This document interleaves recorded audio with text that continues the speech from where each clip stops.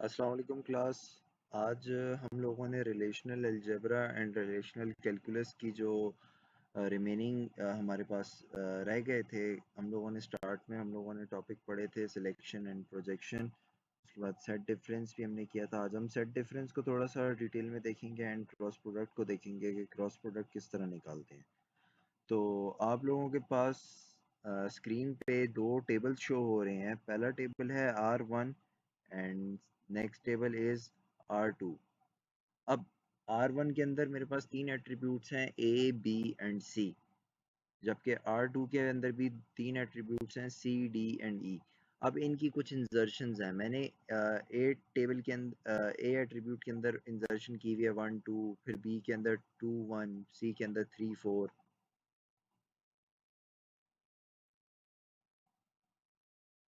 Kindly refresh, आप refresh करें and मैं भी इसको स्टॉप करके रीशेयर कर देता हूँ।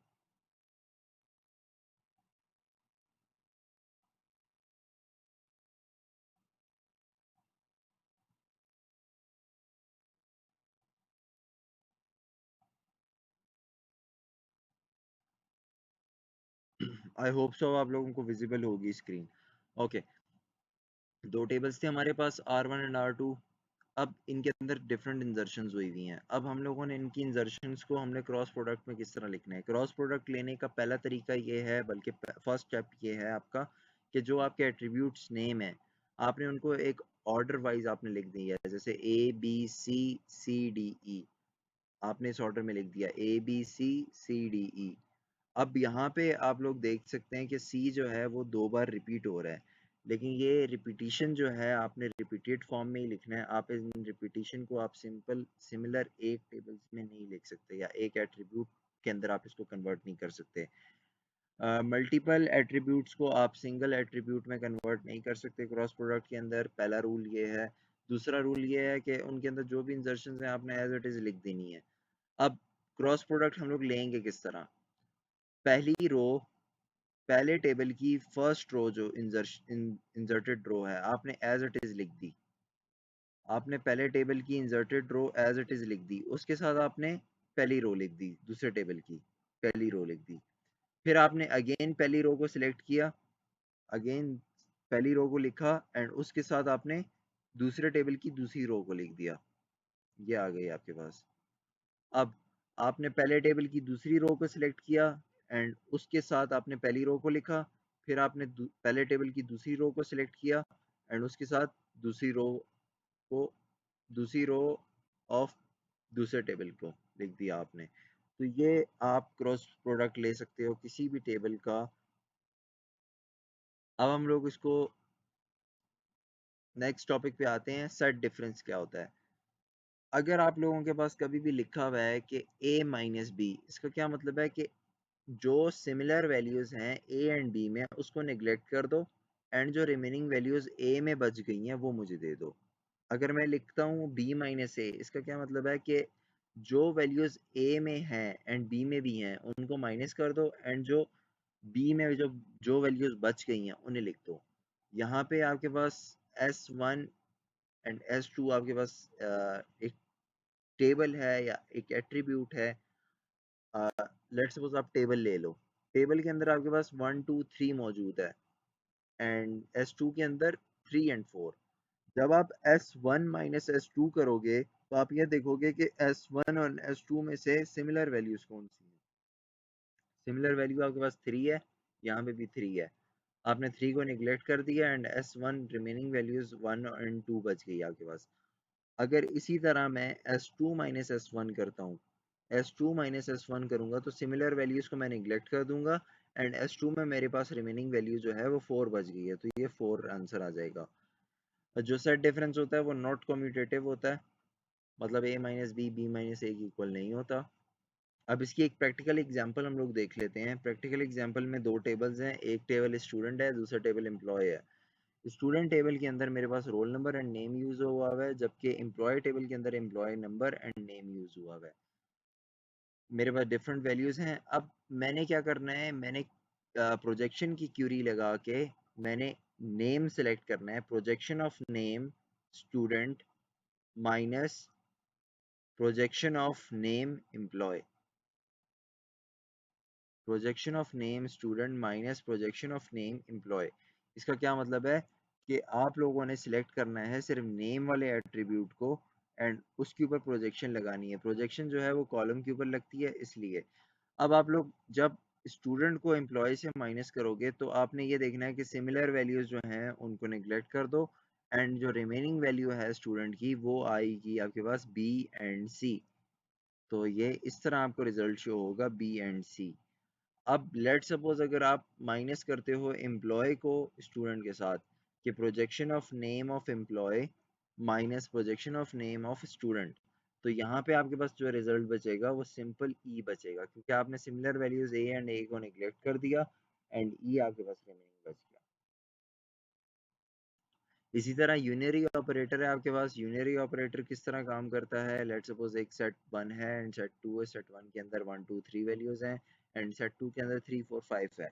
तो जब आप यूनियन करोगे तो 1 2 3 4 5 आपने एक ऑर्डर वाइज आपने उस वैल्यू को लिख दिया। अब इसको अगर हम प्रैक्टिकल एग्जांपल में देखें तो अच्छा पेपर में आपके पास इस तरह का क्वेश्चन आ सकता है कि लेट सपोज आपसे पूछा जाएगा, ये तो आपके पास सिंपल एक एग्जांपल दी हुई है ना कि जिसके अंदर दो या तीन डमी डाटा दिए हुए हैं। पेपर में आपको कंफ्यूज करने के लिए ये 4 एट्रीब्यूट्स भी हो सकते हैं, 5 भी हो सकते हैं। आपने ये देखना है कि दोनों टेबल्स के अंदर जो सिमिलर एक एट्रीब्यूट है उसको आपने लेके उसके ऊपर ऑपरेशन परफॉर्म करना है। आपको स्टेटमेंट दी जाएगी तो उस हिसाब से आपने क्वेश्चन करना है। एंड इंसर्शन भी मेरे ख्याल से आपके पास 15 है या 16 इंसर्शन है आपके पास, उसमें से आपने देखना होगा।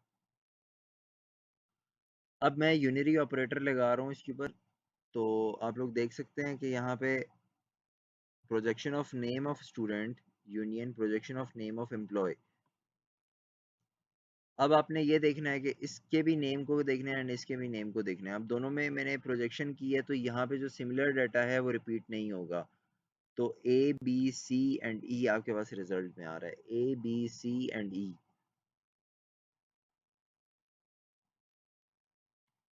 नेक्स्ट मैंने आप लोगों को एक एग्जांपल दी थी, आप लोगों को बताया था या एक होम टास्क दिया था कि आप आइडेंटिफाई किस तरह कर सकते हो प्राइमरी कीज को फंक्शनल डिपेंडेंसी को यूज करते हुए। तो एक कॉन्सेप्ट मैंने आप लोगों को बताया था, सॉरी, एक कॉन्सेप्ट मैंने आप लोगों को बताया था कि जब कभी भी आप ए एरो बी लिखोगे तो इसका क्या मतलब है कि ए डिटरमाइन कर रहा है बी को एंड बी जो है वो डिटर्मिनेंट है ए का। आप लोगों ने नॉर्मलाइजेशन वाले टॉपिक के अंदर, नॉर्मलाइजेशन भी बता देता हूँ आपको।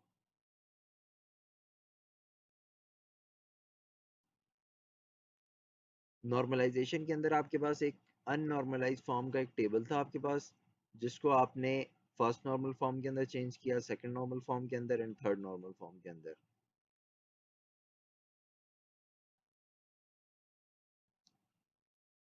लेट्स सपोज जी आपके पास प्रॉपर्टी रेंटल ओनर के नाम से आपके पास एक टेबल था, आपने उसको चेंज किया है, मतलब क्लाइंट नंबर को क्लाइंट नेम के साथ रिलेट किया है। फिर प्रॉपर्टी रेंटल ओनर को आपने अदर दो टेबल्स के अंदर डिस्ट्रीब्यूट किया है, रेंटल एंड प्रॉपर्टी ओनर के अंदर। अब आपने ये देखना है कि जो एट्रीब्यूट्स दूसरे एट्रीब्यूट के साथ लिंक कर रहे होंगे, मतलब जो एट्रीब्यूट्स लेफ्ट हैंड साइड पे होंगे। अब यहाँ पे देखें क्लाइंट नंबर जो है, client number arrow client name है। तो मुझे ये किस तरह पता लगा है, क्योंकि आपने उसको एक टेबल के अंदर आइडेंटिफाई कर दिया है। फिर आपने client number and property number को आपने लिंक कर दिया rent start and rent finish के साथ। अब इसमें आप प्राइमरी कीज किस तरह आइडेंटिफाई करोगे।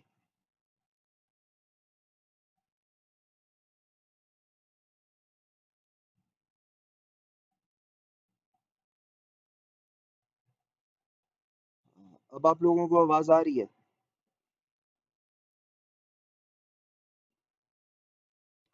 ईशान अली, आपको आवाज आ रही है मेरी अब?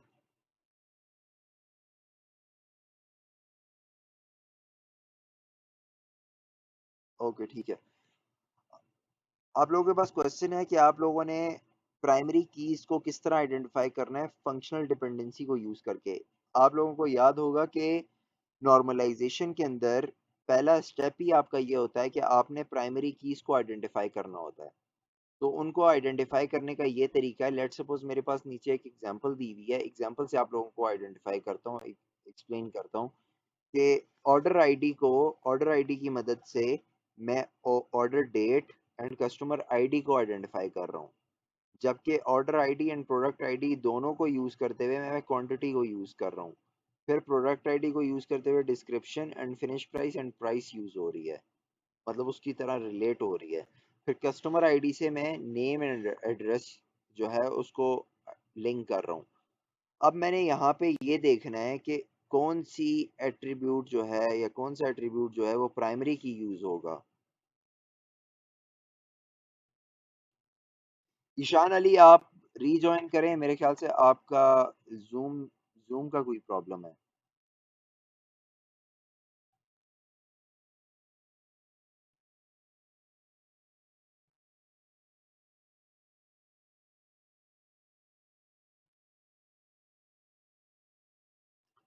जो लेफ्ट हैंड साइड पे आपके जो एट्रीब्यूट्स हैं, आपने ये देखना है कि जो लेफ्ट हैंड साइड पे एट्रीब्यूट्स यूज हो रहे हैं वो राइट हैंड साइड पे मौजूद ना हो। कोई ऐसा एट्रीब्यूट जो left hand side and right hand side दोनों पे यूज हो रहा है उसके ऊपर प्राइमरी की नहीं लग सकती। यहाँ पे देखें, कस्टमर आईडी जो है वो लेफ्ट हैंड साइड पे भी यूज हो रहा है एंड राइट हैंड साइड पे भी हो रहा है। इसका क्या मतलब है कि कस्टमर आईडी के ऊपर आप प्राइमरी की को नहीं लगा सकते। सिंपल सा मतलब है कि जब कभी भी आपका left hand side and right hand side पे एक एट्रीब्यूट यूज हो रहा होगा तो उसके ऊपर आपने प्राइमरी की नहीं लगा सकते। अब यहाँ पे आप देखें कि order ID and product ID आपका यूज हो रहा है, आपको राइट हैंड साइड पे कहीं भी order ID and product ID नजर आ रहा है? नहीं। इसका क्या मतलब है कि order ID and product ID पे आप प्राइमरी की को लगा सकते हो। आगे नेक्स्ट उसी की एग्जांपल दी हुई है। अब प्रीवियस क्लास में मैंने आप लोगों से पूछा था कि आप लोगों ने कौन सा ऐसा टॉपिक है जो रिपीट करना चाहते हैं आप लोग, तो वो आज मुझे बता दें। कल जो है, कल और परसों आप लोगों के बहुत इंपॉर्टेंट टॉपिक्स हैं जो मैंने आप लोगों के साथ डिस्कस करने हैं, जिसमें एक क्यूरी है, व्यू किस तरह क्रिएट करते हैं, एंड तीन चार और क्यूरीज हैं जो कि हम लोगों ने करनी है, एंड फिर जॉइंस की हम लोगों ने प्रैक्टिकल इम्प्लीमेंटेशन करनी है। उससे पहले आप लोग ये देख लें कि ये पूरे वीक का आपका स्केड्यूल है कि कौन सी क्लास किस टाइम पे है। आज की क्लास तो थी 10 से 11:30 बजे। फिर कल जो है आपकी टाइम पे 10:30 से 12 बजे तक आपकी क्लास होगी। 10:30 से 12 बजे तक कल आपकी क्लास है, एंड कल आपकी एक रीस्केड्यूल क्लास भी है CS4A वालों के साथ, जो कि है 10 से 11:30 बजे तक। वेनेसडे वाले दिन आप लोगों की क्लास होगी 1 से 2:30 बजे तक। थर्सडे वाले दिन आप लोगों की क्लास है 2:30 से 4 बजे तक। एंड फ्राइडे वाले दिन आप लोगों की क्लास है 3 से 4:30 बजे तक। ये सारा स्केड्यूल आप लोगों के पास नोट कर लें। आप लोगों की अटेंडेंस अगर इसमें शॉर्ट हो गई तो आप लोगों के लिए इशू बनेगा, पोर्टल के ऊपर आप लोगों को एक्सेस नहीं मिलेगी। तो काइंडली अपना थोड़ा सा आप अटेंटिव हो जाएं, 5 या 10 मिनट के लिए क्लास को ज्वाइन कर लें। एंड आखिरी जो टॉपिक्स हैं वो बहुत इंपॉर्टेंट है आप लोगों के लिए, तो काइंडली अगर कोई स्टूडेंट किसी से मिस हो जाता है किसी वजह से, तो वो क्लास की रिकॉर्डिंग लाजमी देखे उसको। दूसरा एक चीज़ कि आप लोगों ने गूगल ड्राइव पे अपना प्रोजेक्ट किस तरह अपलोड करना है वो भी मैं आप लोगों को बता देता हूँ। आपने सिंपल यहाँ पे न्यू पे सिलेक्ट करना है, एंड पूरा का पूरा आपने फोल्डर अपलोड करना है। एक कोई फोल्डर, जैसे मैं आप लोगों को एक डमी डाटा के तौर पे आप लोगों को एक फोल्डर अपलोड करके दिखाता हूँ कि मैं यहाँ पे सुहेल के नाम से कोई फोल्डर है जिसको मैं यहाँ पे अपलोड कर रहा हूँ।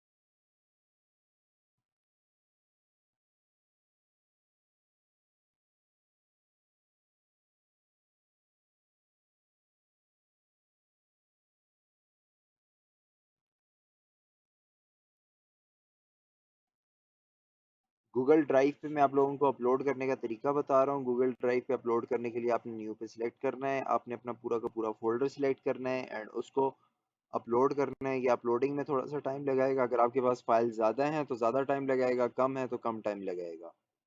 एक बार ये अपलोड हो जाए उसके बाद मैं आपको नेक्स्ट प्रोसीजर बताता हूँ।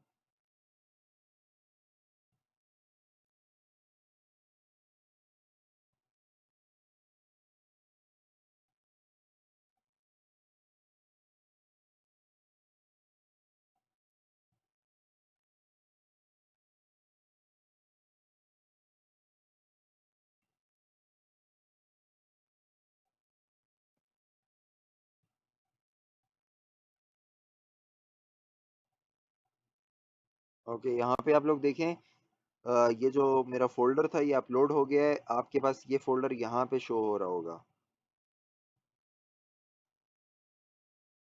यहाँ पे ये फोल्डर शो हो रहा है, आपने क्या करना है, सिंपल इस शेयर के लिंक पे क्लिक करना है एंड आपके पास इस तरह ये ओपन हो जाएगा। अब आपने इस रिस्ट्रिक्टेड मोड को हटा के एनीवन विद द लिंक करना है एंड व्यूअर को हटा के एडिटर पे क्लिक करना है एंड इस लिंक को आपने कॉपी कर देना है।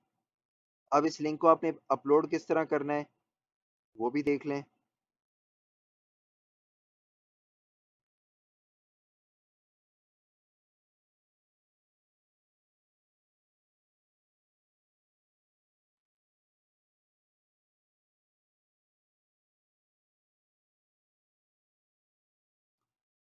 जो प्रोजेक्ट की आप लोगों की स्ट्रीम दी हुई है, आपने उसी क्लास वर्क के ऊपर जाके आपने प्रोजेक्ट वाली स्ट्रीम के अंदर इसको सबमिट करना है।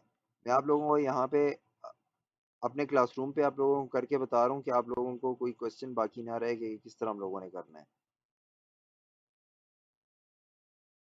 यहाँ पे ऐड और क्रिएट पे आप क्लिक करेंगे एंड लिंक पे क्रिएट करके कंट्रोल वी आपने उस लिंक को शेयर कर दिया एंड ऐड लिंक पे क्लिक कर दिया। यहाँ पे वो इसलिए नहीं हो रहा क्योंकि इस टीचर ने उस गूगल लिंक को अलाउ नहीं किया हुआ। मैंने अलाउ किया हुआ है। आप लोग जैसे ऐड एंड क्रिएट पे जाएंगे, लिंक पे जाएंगे एंड लिंक को आप लोग अपलोड कर देंगे। अगर किसी स्टूडेंट से फिर भी लिंक अपलोड नहीं हो रहा तो वो क्या करेगा, वो फाइल पे सिंपल जाएगा एंड जो ब्राउज फोल्डर पे जाके आपने जिप फाइल बनानी है उस अपने फोल्डर की एंड यहाँ पे मार्क एज डन या टर्न इन कर देना है। तो इस तरह आप लोगों ने ये प्रोजेक्ट अपना सबमिट करना है। अब आप लोग मुझे ये बताएं कि कौन सा टॉपिक हम लोगों ने रिपीट करना है। जो टॉपिक आप लोगों को समझ नहीं आया हुआ या जो टॉपिक आप लोग कहते हैं कि ये थोड़ा सा डिफिकल्ट है तो ये रिपीट होना चाहिए, टॉपिक का नाम मुझे बता दें, मैं वो टॉपिक रिपीट कर देता हूँ आप लोगों के लिए।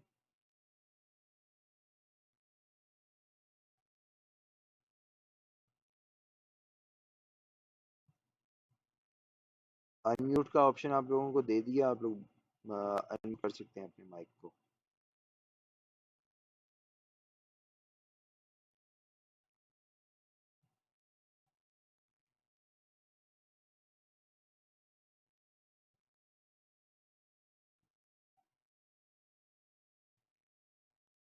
प्रोजेक्ट्स जो हैं वो 10 अगस्त को आप लोगों ने, डेडलाइन है 10 अगस्त रात 12 से पहले पहले आप लोगों ने सबमिट करने हैं। अटेंडेंस ले लेते हैं हम लोग।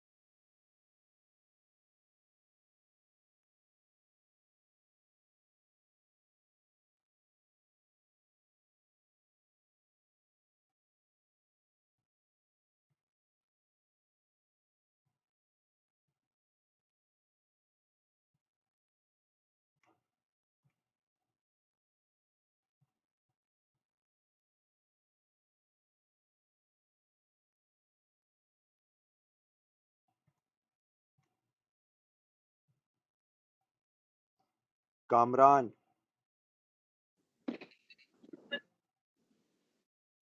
Kashif Khan, Mohammad Hamza, Present. Moiz Khan, Mohammad Abdullah, Mohammad Anas Hafeez, Mohammad Arham Nawaz, Mohammad Atif, Mohammad Fawad, Mohammad Huzaifa, Mohammad Uzair Saleem, Qasim Raza Malik, Raja Abbas, Saad Ahmed, present. Saad Khan, Saad Khan, mike mute रखें अपना, सैयद मोहसिन अली, साद शकील, सैफुल्ला, शहाबुद्दीन, प्रेजेंट। शहाबुद्दीन,